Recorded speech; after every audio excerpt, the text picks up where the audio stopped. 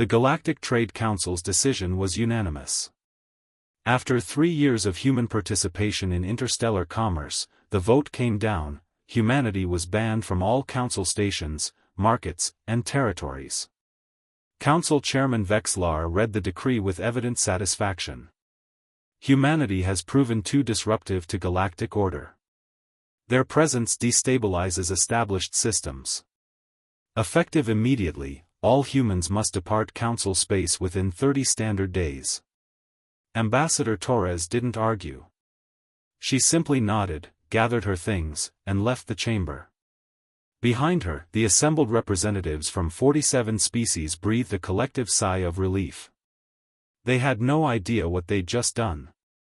The problem started small. The Zenthari Mining Consortium discovered that their extraction efficiency had dropped 40%. It took them 2 weeks to realize why. The human engineer who'd unnecessarily redesigned their drilling algorithms wasn't there anymore. Reverting to the old system seemed simple until they remembered that the human had also quietly fixed 17 critical flaws in the old code that would have caused system failures within months. The Vrelian Medical Station on Kepler 442 reported a mysterious spike in patient mortality. Investigation revealed that Dr. Sarah Chen had been handling 60% of their emergency cases, the ones that required improvisation when standard treatment failed.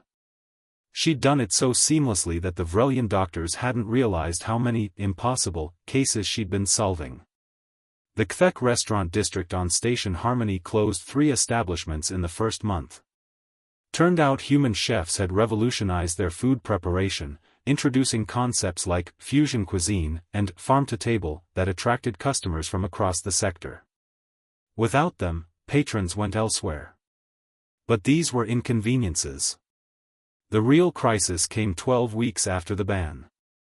The Theta Rebellion erupted in the Outer Territories, a coordinated uprising by 3 oppressed species that had suffered under Council exploitation for decades. The rebels struck with unprecedented tactical sophistication, hitting supply lines and communication hubs while avoiding civilian casualties.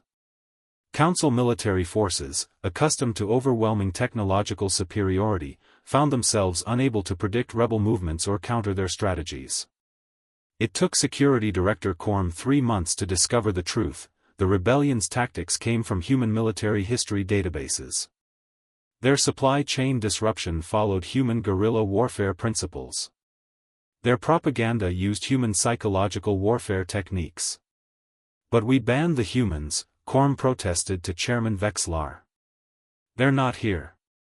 No, Vexlar said slowly, reviewing intelligence reports.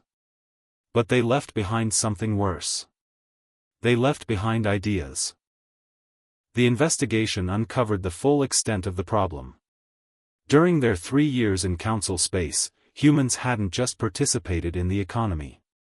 They'd taught, shared, inspired.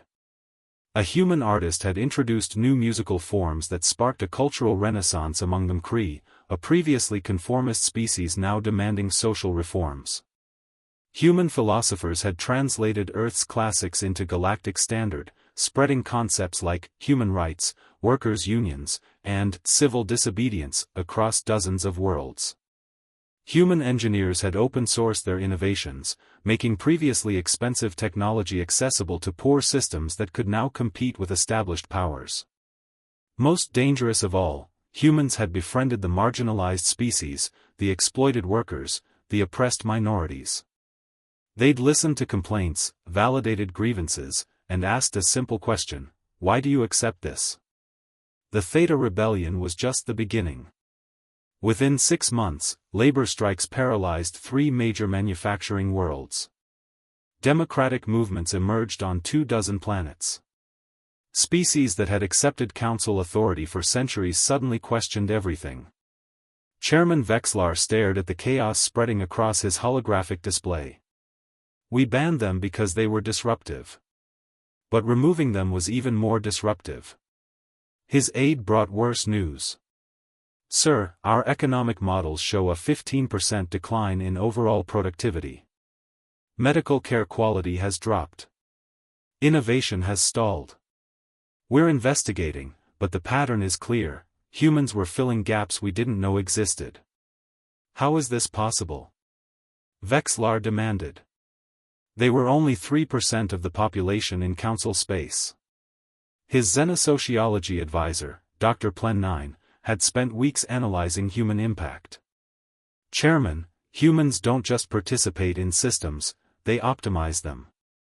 They see problems others ignore, connect concepts that seem unrelated, and find solutions that violate conventional wisdom but somehow work. She pulled up a comparison analysis. Every sector humans touched showed improvement, efficiency increased, innovation accelerated, cooperation improved.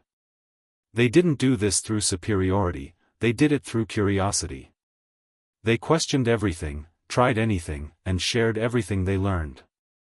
The council faced an impossible choice: maintain the ban and watch their civilization slowly decline, or admit they'd made a catastrophic mistake. Ambassador Torres received the council's formal apology and invitation to return 6 months after the ban. She read it carefully, then smiled. "Tell the council we'll consider their invitation," she told the messenger. "But things will be different this time. No more treating humans as junior partners.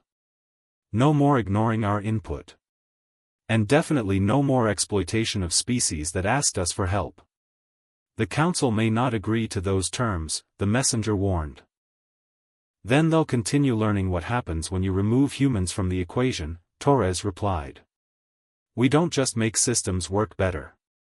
We teach others to demand better. You can't unring that bell." 3 weeks later, the council voted unanimously to not only lift the ban but offer humanity a permanent seat on the council itself. They'd learned the hard lesson: you can ban humans from your space. But you can't ban human ideas, human innovation, or human friendship from the minds they've already touched.